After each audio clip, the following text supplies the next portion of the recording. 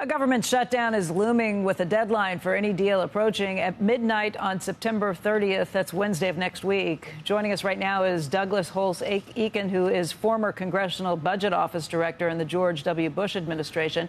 He's now the president of the American Action Forum and former Office of Management and Budget Director under President Biden, Shalonda Young. She's a visiting fellow at Georgetown University. And we called you guys the number crunchers, but I think the reason we really need to talk to you today is because you're also political experts and kind of whisperers of how things work on Capitol Hill. Doug, I would ask you, does this time feel different to you? Do you think we are in for a more prolonged shutdown than we've seen in recent history? It doesn't look any different to me, Becky. Thanks for having me on. This is a simple moment. You either shut the government or you don't. No one should want to shut the government. And we have a route to go forward. There's a House-passed continuing resolution that would take us to November 21st.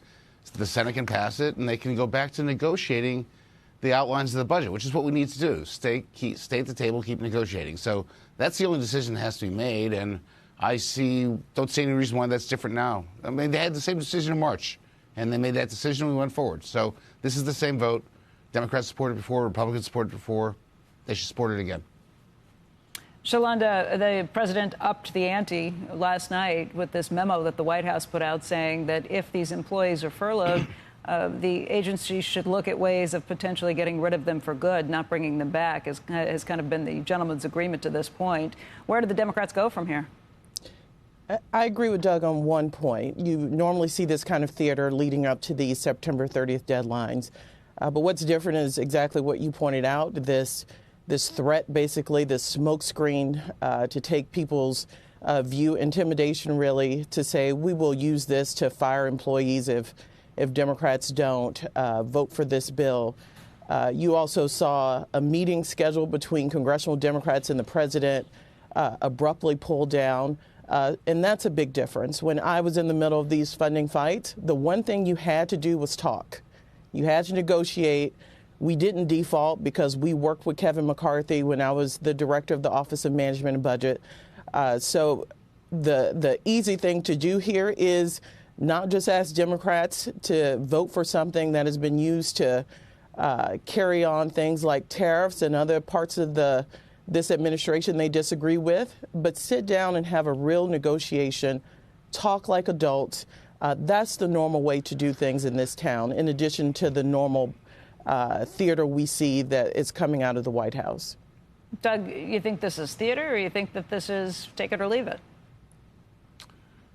This is, the staffing levels at agencies have nothing to do with whether we vote to shut the government or not. The president can make those decisions now.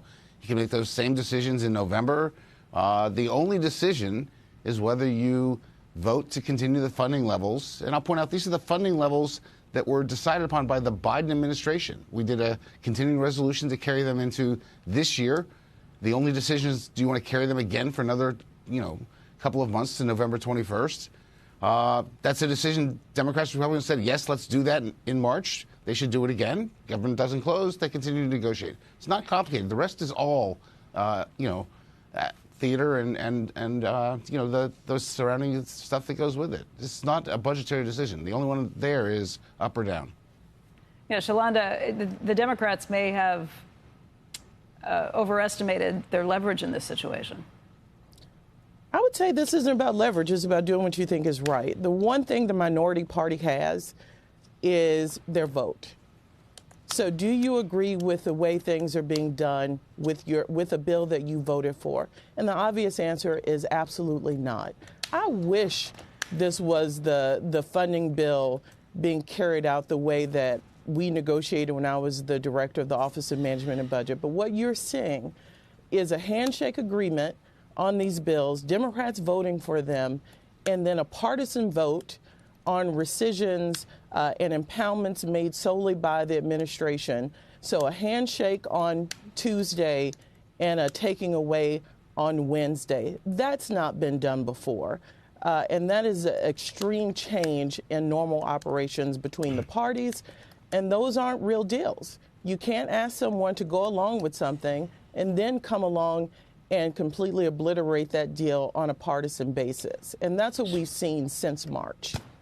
Shalonda, when the Republicans were going to do this and were asking for things, and they were the party that was out of power, and they were saying, if you don't do it, what we want, we're not going to keep the government open, but it's going to be your fault for not doing what we want. And Democrats just rolled their eyes. It's like you're not in a position to dictate. And that's the same thing now. It's just the shoe's on the other foot. The Democrats are not in a position to dictate what goes on here. It's like Doug said. It's like take it or leave it. If you don't, you're shutting the government down. If Schumer tries to say, "Oh, the Republicans are shutting," no one's going to believe that. People are going to roll their eyes. The last time I checked, we're not in a parliamentary system. We're in divided government. Congress has an equal say in how this goes. Then have your say and shut the government down, but the Democrats will be doing it. Hey, I bring you back to debt ceiling talks. As someone who spent 3 weeks without seeing my kid, and Kevin McCarthy saying, hey, you want my votes? You want to avert a default? Then you got to sit down and talk to me. Same deal here. What's changed? Doug, what has changed? I don't see that anything's changed. I mean, you know, we've seen one offer on the table that says, look, the right thing to do is run deficits that are $1.5 trillion larger over the next 10 years if you don't want to shut the government. That's not a serious offer. I don't think Shalanda thinks it's a good idea to run the debt up another $1.5 trillion. So have a discussion about what's actually on the table, which is, do we want to run the government till November 21st? And in between, figure out the appropriations bills. The appropriators can solve that problem. They do it all the time. I just don't understand why these other extraneous things have been brought into the discussion. This is a simple decision. The same decision was made in March. It was successful. Do it again.